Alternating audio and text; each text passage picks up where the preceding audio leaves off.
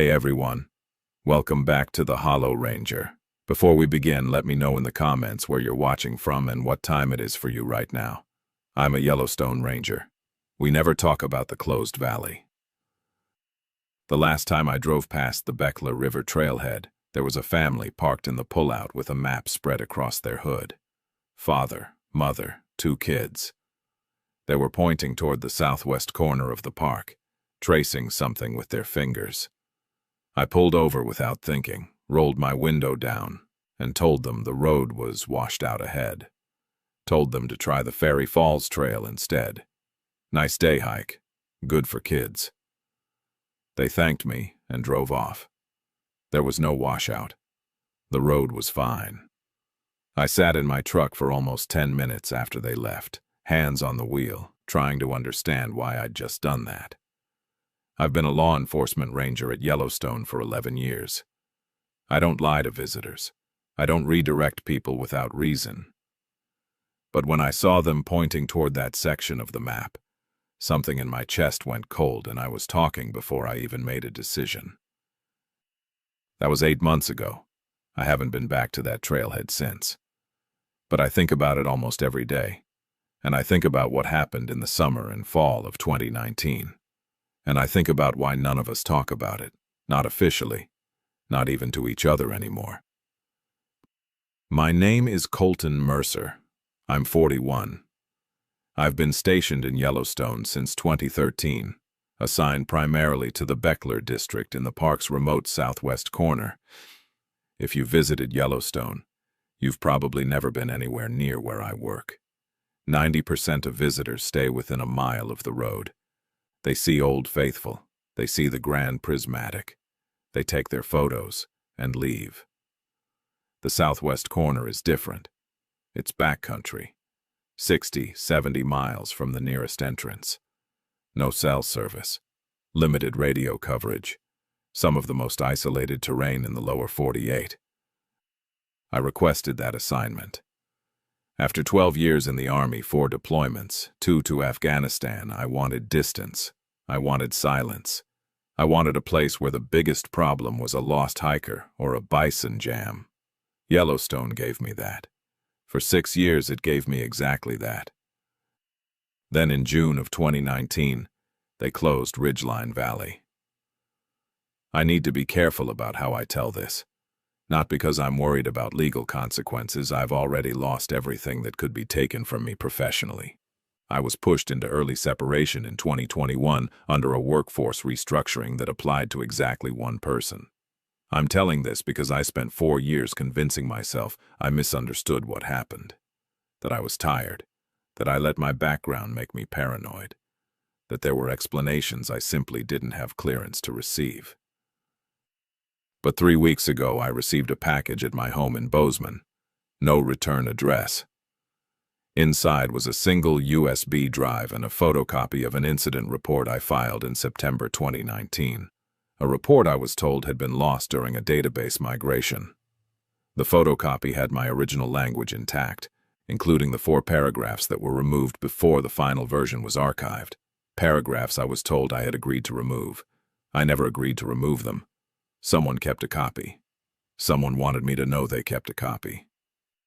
I haven't slept more than 4 hours a night since that package arrived, so I'm telling this now, the way it actually happened, from the beginning. Ridgeline Valley isn't on any public trail map. It never has been. It sits between Beckler Canyon and the southern boundary of the park, accessible only through a drainage that feeds into the Falls River. The name itself is informal. It's what the old maintenance staff called it decades ago because of a distinctive ridgeline that runs along the valley's eastern edge, a sharp geological feature that looks almost artificial from a distance, like something carved rather than eroded.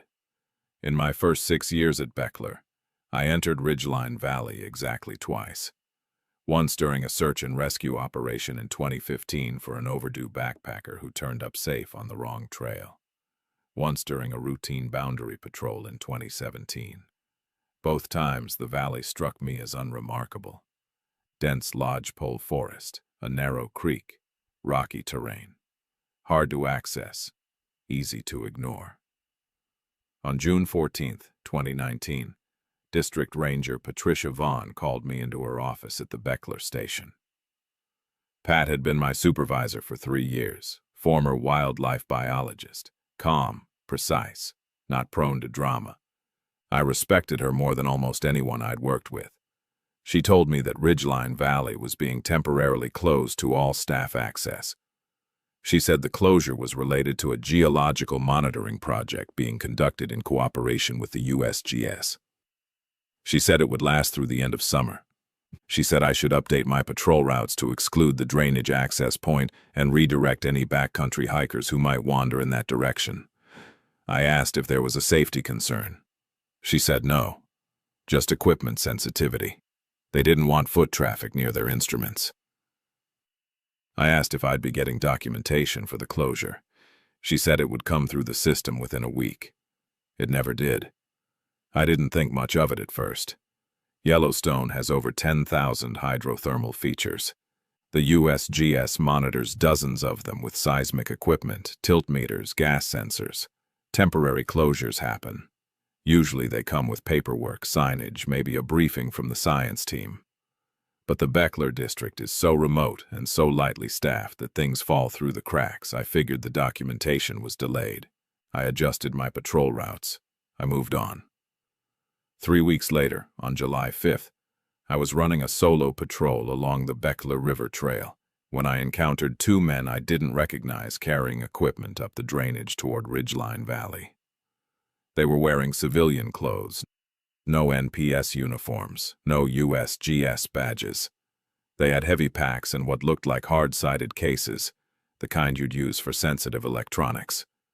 I identified myself. Badge, name, district. The taller one, mid-40s, sunburned, military short hair, said they were contractors with the Geological Survey team, said they had authorization from the superintendent's office. I asked for their permit or access documentation. He pulled out a folded paper from his chest pocket and handed it to me. It was a 1-page letter on Department of Interior letterhead, signed by someone I didn't recognize, authorizing temporary scientific access for personnel affiliated with something called the Subsurface Monitoring Initiative. No specific names, no project number. I wrote down the authorization reference code. I asked how long they'd be working in the valley. He said, "Depends on what we find." The other man, younger, quieter, hadn't looked at me directly the entire time, adjusted his pack and said nothing. I let them go. They disappeared up the drainage. That night, back at the Beckler Ranger station, I ran the authorization reference code through our permit system. Nothing came back. I tried 3 different databases. Nothing. I emailed the superintendent's office asking for clarification about the ridgeline closure and the contractors I'd encountered. I received a reply the next morning from someone named David Kennick, whose title was listed as Special Projects Coordinator. I had never heard of this position. His reply was 2 sentences. Personnel in Ridgeline Valley are authorized.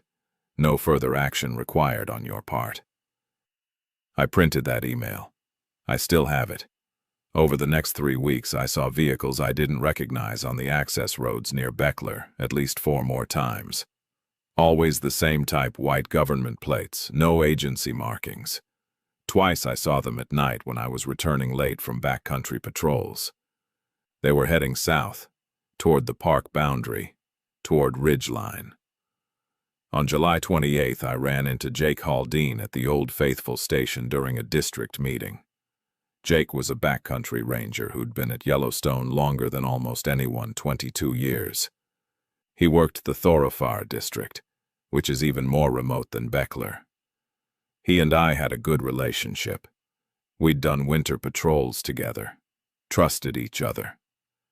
During a break, I mentioned the Ridgeline closure, asked if he'd heard anything about a subsurface monitoring project. Jake looked at me for a long moment. Then he said, "They closed Ridgeline?" I said, "Yeah, since June." He set his coffee down and said very quietly, "Colt, do you know what happened down there in '07? I said I didn't. He looked around the room. Other rangers were filtering back in. He said, "Ask Marcus Fell if he'll talk to you." That was all he said. He changed the subject immediately and brought up something about bear management. I didn't push it. Marcus Fell was a name I'd heard before. He'd been a seasonal maintenance worker at Yellowstone for over 30 years before retiring in 2016. He lived in West Yellowstone. Some of the old-timers mentioned him occasionally said he knew more about the park's infrastructure than anyone alive. Trails, utility routes, drainage systems, old fire roads, structures that had been demolished decades ago.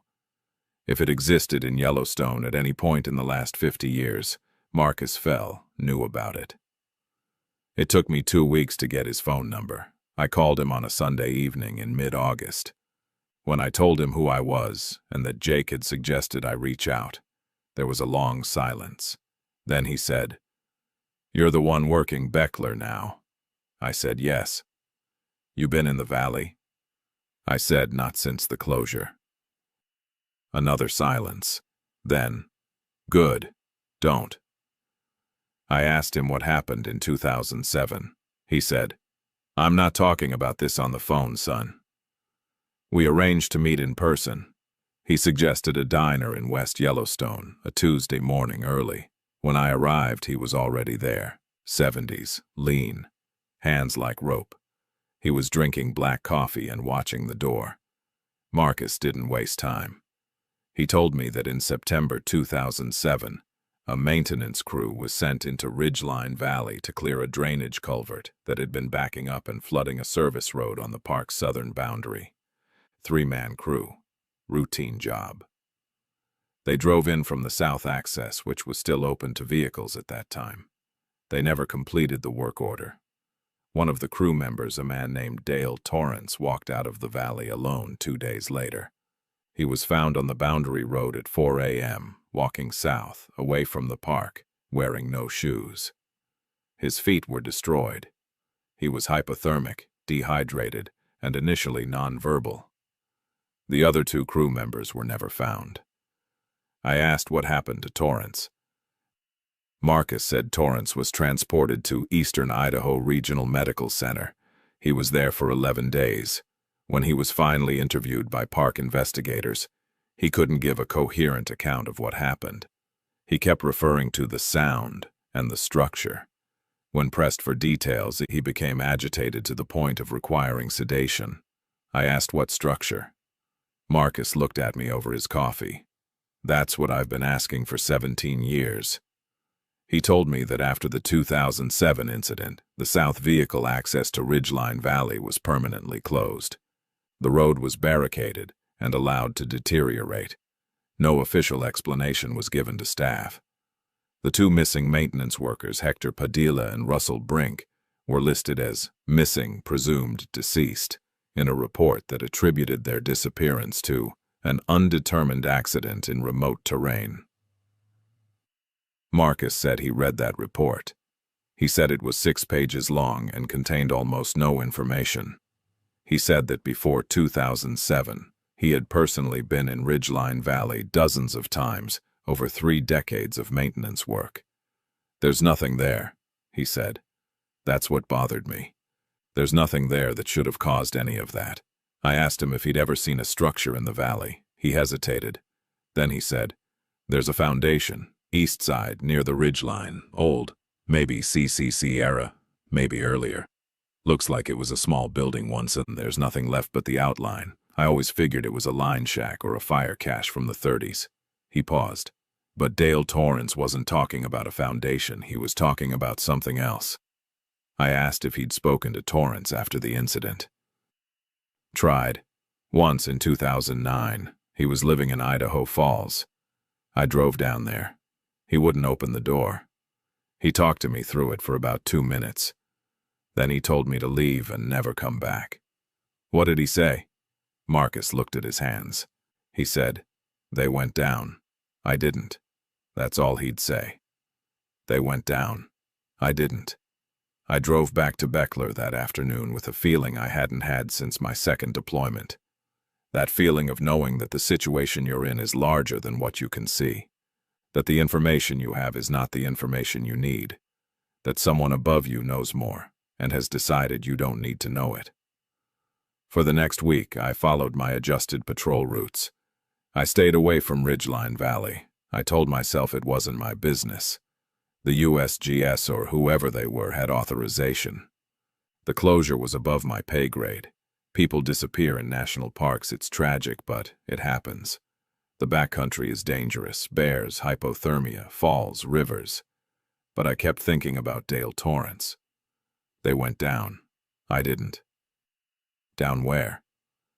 On September 2nd, I made a decision that I now understand changed everything. I pulled the old incident reports for the Beckler district going back to 2000. This was part of my job reviewing historical data for patrol planning. There was nothing unusual about the request. The records were stored digitally in our internal case management system and in physical files at the Mammoth Administrative Building. The digital records for 2007 in the Beckler district had a gap. July through November. 5 months of incident reports simply weren't there. The system showed them as archived, restricted access. I'd never seen that designation before on routine district reports. I filed an access request through the standard process. 4 days later, Pat Vaughn called me into her office again. She closed the door. She asked me why I was requesting archived incident reports from 2007. I told her the truth. I said I was reviewing historical data for patrol planning and noticed a gap. She looked at me for a moment. Then she said, "Colton, I need you to understand that the closure in Ridgeline Valley is a decision made well above this district. It's not something I have authority over. It's not something you have authority over. The best thing you can do right now is focus on your current duties." I asked her directly, "Pat, do you know what's in that valley?" She didn't answer immediately. Then she said, "I know enough to know it's not our problem anymore." Anymore. She caught her own word. I watched her jaw tighten. Then she said, "This conversation is over. Don't file that access request again." I didn't file it again. But that night I called Jake Haldane. I told him what Marcus Fell had told me. I told him about the restricted files. I told him about Pat's reaction. Jake was quiet for a long time. Then he said, "You remember Paul Estrada?" I said I did. Paul was a seasonal law enforcement ranger who'd worked the Beckler district in 2018, the year before me. Good ranger, young. Left at the end of the season and never came back. I'd assumed he found a permanent position somewhere else. Paul didn't leave because he found another job, Jake said. Paul left because he went into Ridgeline Valley on a solo patrol in August 2018 and came back different. I asked what he meant by different. He put in his resignation 3 days later. Wouldn't explain why. I ran into him in Gardner about a month after he left. He was packing his apartment. He looked like he hadn't slept in weeks. I asked him what happened, and he said, Jake paused. He said, "The ground was wrong. The ground was wrong." That's what he said. Then he left Montana. I sat with this for days. I kept working, kept patrolling, kept redirecting the occasional backcountry hiker away from the southern drainage, kept seeing the unmarked white vehicles on the access road, kept telling myself it wasn't my problem. On September 11th, I was alone in the Beckler station at around 9 p.m., writing up a routine wildlife observation report, when the park radio crackled with a transmission I'd never heard before. It wasn't on our standard channel. It was bleeding through interference from an adjacent frequency. The voice was male, calm, and spoke in what sounded like a series of alphanumeric codes, followed by one clear phrase. "Subsurface return confirmed. Array is active." Then nothing. I checked the radio. Standard NPS frequency. There was no reason another transmission should have bled through. Our equipment was maintained regularly. Interference like that doesn't happen on modern digital systems without either a hardware malfunction or proximity to a high-powered transmission source. There was no high-powered transmission source anywhere near Beckler. That I knew of. I logged the interference in my shift notes. The next morning I checked. My shift notes from the previous night were in the system, but the entry about the radio transmission was gone. Just that one line. Everything else was intact. I stared at the screen for a long time. I'd written that entry at 9:47 p.m. I remembered the exact time because I'd checked my watch when the transmission came through. Now there was an entry at 9:32 p.m. about a barred owl observation, and the next entry was at 10:15 p.m. when I locked the station for the night. The 43-minute gap just didn't exist anymore. Someone had access to my shift notes. Someone had edited them overnight. The station had a standalone network. No external internet connection. Editing would require either physical access to the terminal or access through the park's internal VPN system. I was the only person with a key to the Beckler station. But there was a second key. The district office held a master. I started keeping a personal notebook after that, handwritten, pocket-sized. I still have it. Every observation and every anomaly, every timestamp, pen on paper. No one could edit paper. On September 15th, I broke my own promise. I went to Ridgeline Valley. I told myself I was running a routine boundary patrol. I even logged it that way. But I deviated from my route at the drainage junction and followed the creek south into the valley. It was a cool morning. Overcast. The lodgepole forest was thick and quiet in a way that didn't feel unusual at first. The valley is remote. Silence is normal there. I moved slowly. I was armed. I always carried my duty weapon in the backcountry. I told myself I was just observing, just looking. It took about 40 minutes to reach the interior of the valley. The terrain flattened out. The creek widened into a shallow braided channel. The lodgepoles thinned, and I noticed something immediately. The ground was different. Not wrong. Not impossible. Just different from what I remembered from my 2 previous visits. In 2017, the valley floor had been covered in typical subalpine ground cover, grasses, sedges, scattered wildflowers, fallen timber, normal terrain for that elevation and forest type. Now, in large patches, the ground was bare. Not burned, not logged, just empty. Bare mineral soil exposed in irregular patterns across the valley floor. No obvious erosion channels, no evidence of mechanical clearing. The trees surrounding these patches were healthy. The soil itself looked undisturbed. No tire tracks, no tool marks, no footprints. But something had removed the vegetation in patches ranging from 10 to maybe 50 feet across. At least a dozen of them that I could see. I knelt at the edge of one patch and looked carefully. The soil was packed hard, much harder than it should have been for undisturbed forest floor. When I pressed my boot into it, it didn't yield the way soil should. It felt almost like compressed clay, but the color was wrong. It was dark, almost charcoal gray, despite the surrounding soil being typical brown-gray mountain earth. I took photographs, 6 of them. I checked my GPS and marked the coordinates. I continued deeper into the valley, moving toward the eastern ridgeline where Marcus Fell had mentioned the old foundation. I found it after another 15 minutes of hiking. It was exactly as he'd described, a rectangular outline of stacked stone, maybe 20 by 30 feet, barely rising above the forest floor. CCC era or earlier. Unremarkable. Except now there was a hole in the center of it. Not a natural depression, not a collapsed cellar. A hole, maybe 4 feet in diameter. Circular, perfectly circular. And from where I stood at the foundation's edge, I couldn't see the bottom. I stood there for maybe 2 full minutes without moving. I could hear my own breathing. I could hear the creek behind me. I could hear wind moving through the lodge poles. But from the hole itself, there was nothing. Not even the echo of ambient sound you'd expect from a shaft or cave opening. Just absolute silence rising out of it.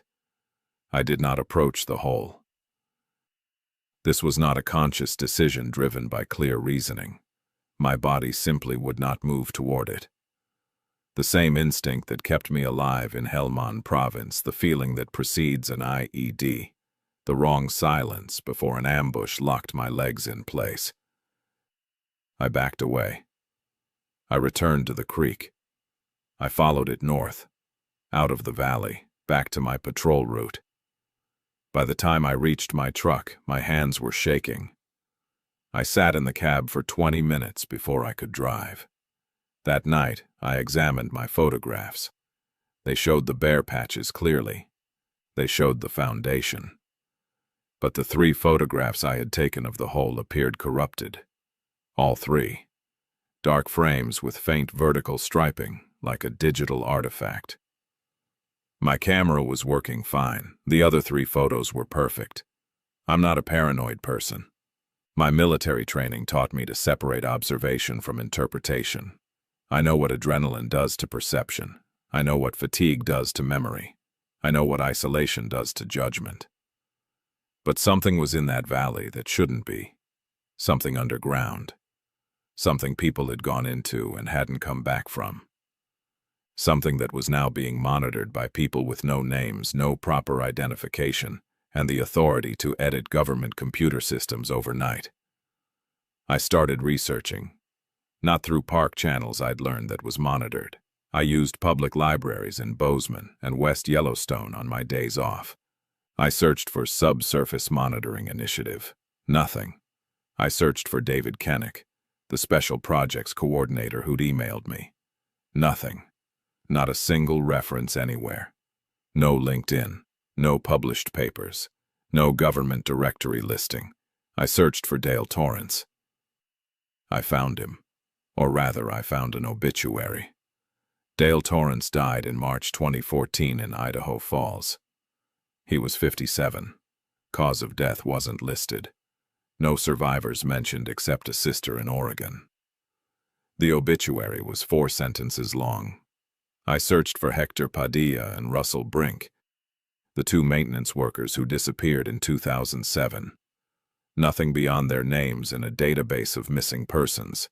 No news articles, no follow-up reports, no family advocacy pages. 2 men vanished in a national park and generated essentially 0 public record. That wasn't normal. When people disappear in national parks, there are search operations, press coverage, family demands, FOIA requests, online communities that track these cases obsessively, unless the records were sealed, unless the families were told something compensated. Maybe, or given a story that satisfied them enough to stop asking questions. On September 22nd, I called the Eastern Idaho Regional Medical Center and asked if they had any records for a patient named Dale Torrance admitted in September 2007. The clerk told me she couldn't release patient information without authorization. I asked if they could at least confirm he was a patient there. She put me on hold for 4 minutes. When she came back, she said they had no record of a patient by that name. Marcus Fell had told me Torrance was there for 11 days. Either Marcus was wrong or those records didn't exist anymore. I called Marcus that evening. When he answered, his voice sounded different. Tight, controlled. He asked if I was calling from my personal phone. I said yes. He said, "Stop looking into this." I asked him what had changed. "Someone came to my house yesterday. 2 men. They didn't identify themselves. They asked me about my time at Yellowstone. They asked specifically about maintenance work in the Southwest District. They were polite. They didn't threaten me. But Colton, they knew things. They knew about my visit to Torrance in 2009. They knew about conversations I had with other staff. Conversations from 20 years ago. I asked him what he told them. I told them the truth, that I don't know anything, that I never went into Ridgeline after '07, that I just did my job and retired. He paused. "I'm 74 years old. I have a granddaughter who visits on weekends. I'm asking you, stop." I should have stopped. I didn't stop. On September 25th, I drove to Idaho Falls on my day off. It took 4 hours. I went to the public library and searched the Idaho Falls Post-Register archives for September and October 2007. I was looking for anything a rescue report, a brief mention, even a classifieds posting about the missing workers. I found one article, September 19th, 2007. 4 paragraphs on page 6. The headline was, "Search Continues for Missing Yellowstone Workers." It named Padilla and Brink. It said the Park Service was conducting an active search. It quoted a spokesperson who said the men were believed to have become lost during a routine maintenance assignment, and that conditions in the area made the search difficult. The article mentioned that a third crew member had been recovered safely. I searched for follow-up articles. There were none. The story was never mentioned again. An active search for 2 missing federal employees in one of the most famous national parks in the world generated one brief article and then disappeared completely from the local press. I photocopied the article. I put it in my notebook. When I drove back to Bozeman that night, there was a white vehicle with government plates parked at the rest area near Rexburg where I stopped for gas. I wouldn't have noticed it except I'd been seeing those same vehicles for months. Same model, same plate style, no markings. It was probably coincidence. It was probably nothing. But when I pulled back onto the highway, the vehicle pulled out 30 seconds later. It stayed roughly a quarter mile behind me for the next 40 minutes until I crossed into Montana, where it exited at a rest stop, and I didn't see it again. I started sleeping with my service weapon on the nightstand.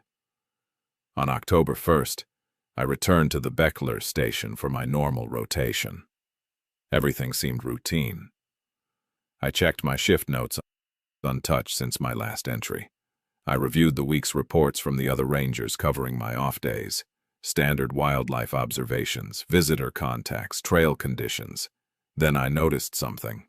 A backcountry permit had been issued for the Beckler drainage area on September 28th, while I was off for a solo hiker. The permit was standard except for one detail. The listed camping area was BSC7, which corresponded to a zone in the upper drainage, the zone that accessed Ridgeline Valley. BSC7 had been closed since June. It was inside the restricted area. No permit should have been issued for that zone. I checked the issuing station, Old Faithful. The issuing ranger's name was someone I didn't recognize, R. Dennard. I searched the employee directory. No one named Dennard worked at Yellowstone. The permit listed the hiker's name as William Ashford, solo male. Planned one-night trip, September 28th through 29th. I checked the return log. No checkout recorded. If someone enters the backcountry on a permit, they're supposed to check in upon exit. No checkout meant either the person was still out there or had left without checking in. Both scenarios required follow-up. But here's what made my stomach drop. The permit had already been flagged as resolved returned safely in the system. The notation was timestamped September 30th at 8:14 a.m. But there was no ranger name attached to the resolution, and the backcountry desk at Old Faithful confirmed by radio that they had no record of processing a checkout for William Ashford. Someone had closed the permit in the system without anyone actually confirming the hiker's return. I filed a formal overdue hiker report. I followed procedure exactly. I reported it to dispatch, to my district office, and to the backcountry management team. Within 4 hours, I received a call from Pat Vaughn. She told me the hiker had been accounted for. She said it was a system error and the permit had been issued incorrectly. She told me to withdraw my overdue report. I asked her who William Ashford was. "Colton," she said. "Withdraw the report." I withdrew it. That night, I drove to the Beckler trailhead. I sat in my truck in the dark and looked south toward the drainage. It was a clear night, cold. Stars so bright they looked artificial. I could see the outline of the lodgepole canopy against the sky, stretching south toward Ridgeline. And I saw a light. Not a flashlight. Not a headlamp. A steady, pale blue-white light, low to the ground, maybe 2 miles south in the direction of the valley. It wasn't moving. It wasn't flickering. It was just there. Constant. visible through gaps in the canopy like a ground-level star. I watched it for almost an hour. It never changed, never moved, never went out. At 11:30 p.m. I heard a sound, low, almost below the threshold of hearing, a vibration more than a sound. Actually, I felt it in my chest before I heard it with my ears. A sustained, low-frequency pulse that lasted maybe 15 seconds, then stopped. The light went out simultaneously. The forest was dark and silent again. I marked the time in my notebook. I went back to the station. I didn't sleep. Over the next 2 weeks, I saw the light 3 more times, always between 10 p.m. and midnight, always in the same location, always accompanied by the low-frequency pulse at some point during the observation. I documented every instance, times, durations, conditions. I also noticed something about the wildlife, or rather the absence of it. I'd been running the same patrol routes for 6 years. I knew where the elk grazed. I knew where the grizzlies foraged. I knew where the wolves denned. In September, the Beckler drainage is usually alive with activity animals moving ahead of winter, fattening, migrating. But the southern half of my patrol area had gone quiet. Not empty. I'd still see the occasional elk or mule deer. But the density had dropped dramatically. My wildlife observation logs showed a 40% decrease in large mammal contacts south of the Beckler River compared to the same period in 2018. Animals were avoiding the area. On October 14th, I made a decision. I drove to Mammoth Hot Springs to the park's administrative headquarters, and I requested a meeting with the superintendent's office. Not about Ridgeline specifically, I framed it as a concern about unauthorized access in the backcountry district and inconsistencies in the permit system. Professional concerns, documented concerns. I met with the deputy superintendent, a man named Carl Rosler. I'd met him twice before at all-hands meetings. Bureaucrat type, pleasant enough. I presented my concerns about the permit irregularity, the unfamiliar names in the system, and the vehicles without markings. He listened carefully, took notes, nodded. Then he said, "Ranger Mercer, I appreciate you bringing this to my attention. I'll look into the system issues. Regarding the vehicles, we have several interagency partnerships that involve personnel moving through the park. I'll make sure the proper notifications are going out to district staff. Standard response, professional, satisfying on the surface." Then, as I was standing to leave, he said something that made me sit back down. "Colton." He used my first name. He'd never done that before. "How are you doing out there? Beckler is isolated. Long shifts alone. I know your background, Army, deployments. Sometimes isolation can amplify things. If you're feeling like you need a change of scenery, we can discuss reassignment options. No stigma. Just looking out for our people." I stared at him. "I'm fine," I said. "Good, good," he smiled. "Just know the option is there." I walked out of that meeting, understanding something clearly for the first time. Whatever was happening in Ridgeline Valley, it wasn't a secret being kept from the administration. The administration was part of it.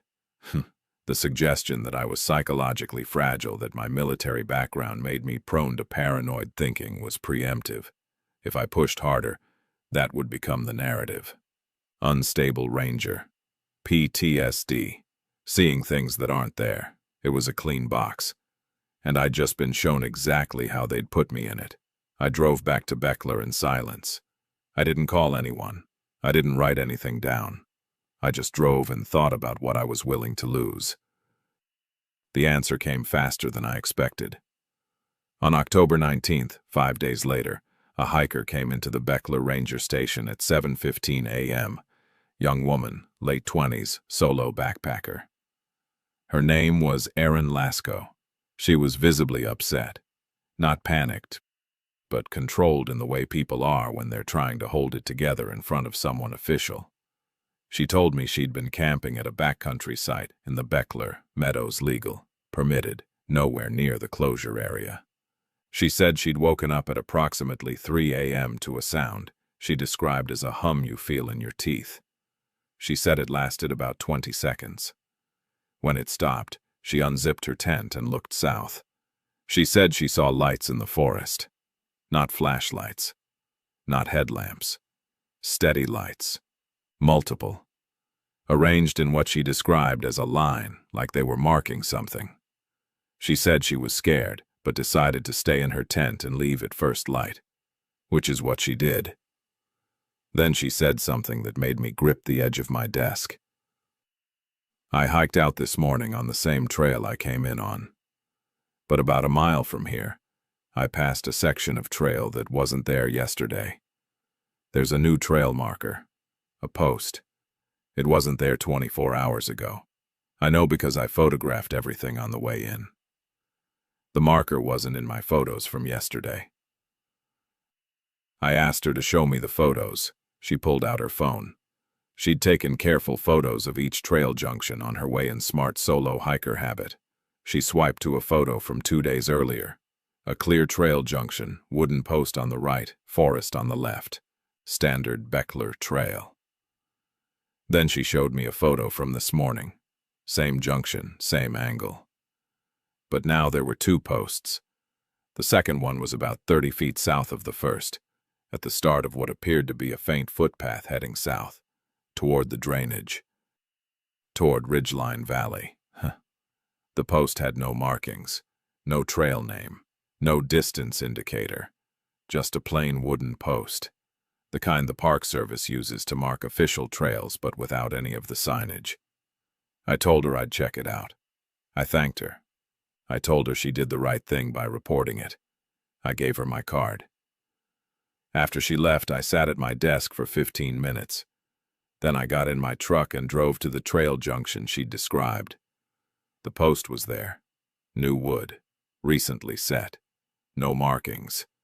And behind it, a faint path, not a maintained trail, but a clear footpath leading south into the trees toward the drainage that fed into Ridgeline Valley. This path had not existed 2 weeks ago. I'd walked this section of trail myself on October 3rd. There was no junction, no post, no path. I stood at the edge of that new path and looked down it. It disappeared into the lodge poles after about 50 yards. The trees were still. There was no wind. The sky was overcast and gray and pressed down on everything like a lid. I did not walk down the path. I went back to the station and called Jake Haldine. No answer. I tried 3 times over the next hour. No answer. I sent him a text. Call me when you can. Important. He never called back. I tried again the next day, and the day after that. On October 22nd, I drove to the Thoroughfare Ranger station where Jake was based. The station was closed. No vehicle. No response to radio calls. I checked with dispatch. They said Jake had taken emergency personal leave as of October 20th. No further information available. Jake hadn't mentioned any personal emergency. Jake hadn't taken unscheduled leave in 22 years. I called his cell phone one more time. This time it didn't ring at all. It went straight to a recorded message.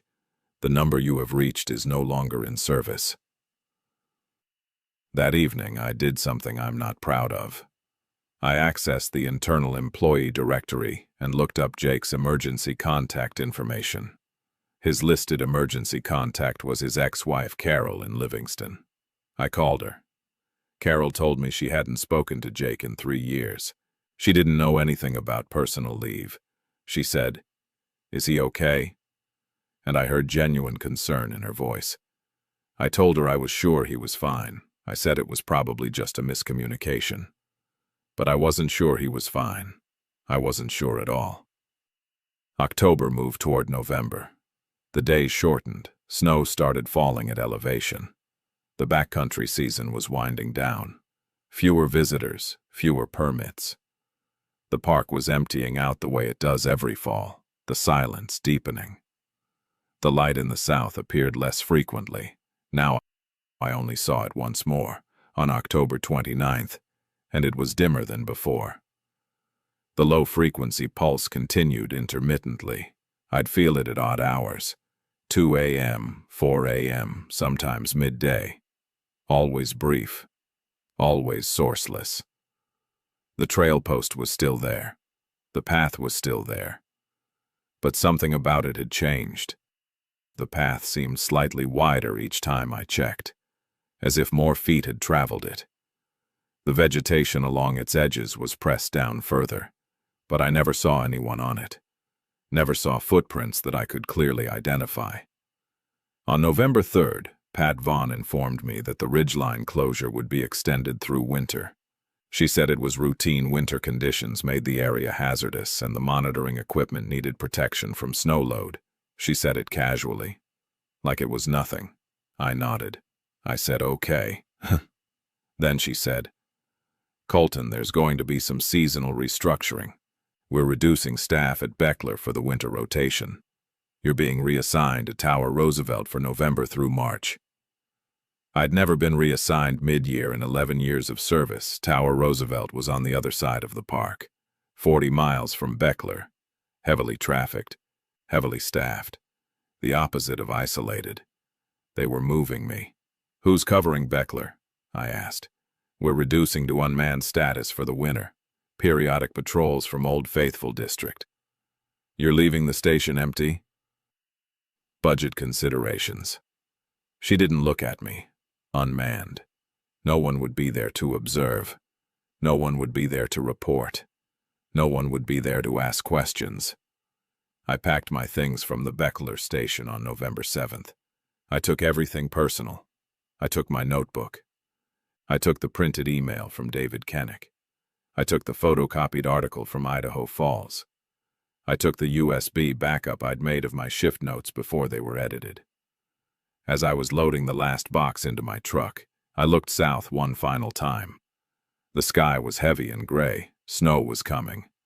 The drainage disappeared into the trees like always. But there was something new. A second trail post, 50 yards further south than the first one. Same unmarked wood, same plain construction. It hadn't been there a week ago. Someone or something was building a trail into Ridgeline Valley. Slowly, post by post, like an invitation. I spent the winter at Tower Roosevelt doing standard operations. It was fine, professional, boring in a way that should have been a relief. I ran visitor contacts at Lamar Valley. I dealt with bison jams. I ticketed illegal drones, normal work. But every night I'd look at my notebook. Every night I'd think about that hole in the foundation. About Dale Torrance's destroyed feet and empty eyes. About Jake's disconnected phone. About the light in the south. About what subsurface return confirmed meant. I searched for Jake Haldane online. Nothing. His social media, sparse as it had been, was gone.